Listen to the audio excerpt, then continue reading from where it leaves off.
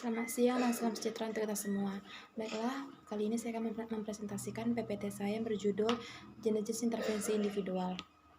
Jenis intervensi individual terdiri dari T-group, coaching, mentoring, pengembangan kepemimpinan.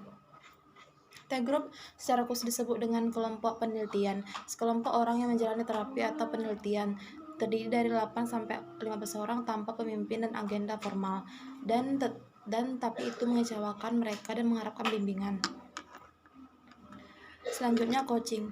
Coaching adalah mengajarkan, membimbing, memberikan instruksi kepada seseorang atau kelompok agar dia atau mereka memperoleh keterampilan atau metode baru dalam melakukan sesuatu untuk mencapai suatu sasaran yang dikehendaki.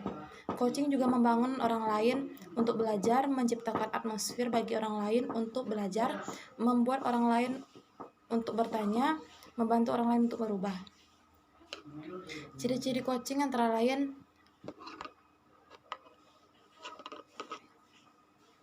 coach yang memulai diskusi atau pembahasan berhubungan dengan mengajarkan suatu keterampilan atau tugas, tindakan bersifat positif dan korektif. Coach menunjukkan tempat untuk menunjukkan atau memberikan instruksi yang spesifik mengenai apa yang harus dilakukan dan bagaimana melakukannya. Sasaran adalah untuk memperbaiki kinerja. Mengapa kita harus melakukan coaching?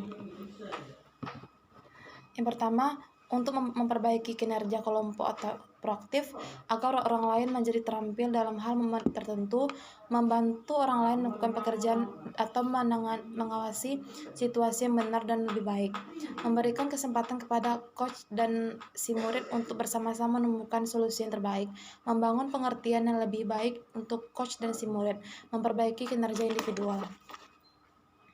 Selanjutnya, kapan melakukan coaching? Yang pertama, muncul sesuatu permasalahan yang harus dipecahkan. Yang kedua, ada kesempatan untuk bertindak. Yang ketiga, seseorang datang kepada Anda untuk membahas suatu permasalahan atau situasi. Yang keempat, bawahan Anda baru mempelajari suatu keterampilan baru dalam training. Dan yang kelima, Anda melihat bahwa bawahan Anda melakukan sesuatu yang tidak benar. Karakter seseorang coach yang berkualitas. Yang pertama, yakin akan kemampuan dan memahami ketidakmampuan diri sendiri. Selanjutnya, percaya pada orang lain dan secara tulus ingin melihat mereka berhasil. Yang ketiga, kesediaan untuk menepati urutan kedua dan tidak mencari popularitas. Yang keempat, empati, mampu melihat dari sisi pandang orang lain. Yang kelima, kepekaan, mengerti kapan harus masuk dan kapan harus diam. Yang ke-6, kesabaran dan kesediaan untuk meluangkan waktu untuk orang lain. Selanjutnya, ada 6 langkah untuk melakukan coaching. Yang pertama, menjelaskan tujuan dan kepentingan dari diskusi. Yang kedua, mendiskusikan dan menjelaskan situasi dengan teliti. Yang ketiga, menyepakati hasil yang diharapkan. Yang keempat, mendiskusikan cara yang paling efektif untuk menangani situasi tersebut. Yang kelima, menyimpulkan tindakan yang harus diambil. Dan yang keenam, tunjukkan kepercayaan dan keyakinan Anda dan tetapkan tanggal untuk follow up.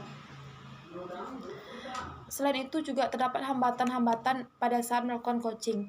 Yang pertama, kesalahpahaman. Yang kedua, menceramahi. Yang ketiga, waktu yang sempit. Yang keempat, tidak ada perbaikan. Yang kelima, kehilangan arah. Dan yang keenam, keengganan.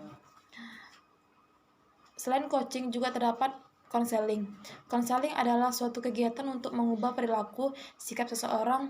Konseling juga membantu seseorang untuk menyadari perilaku sikapnya dan yang menghambat dan menimbulkan masalah. Konseling memiliki ciri-ciri antara lain, yang pertama biasanya dimulai oleh karyawan. Yang kedua, dilakukan saat ada masalah atau saat karyawan ingin bantuan dalam penyelesaian masalah. Yang ketiga, permasalahan biasanya berhubungan dengan perilaku atau sikap karyawan atau personal problem.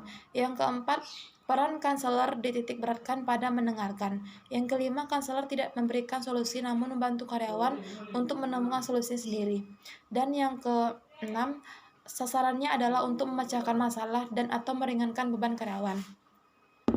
Kapan melakukan konseling? Yang pertama, seseorang memiliki masalah pribadi. Yang kedua, seseorang memiliki masalah dengan perilakunya.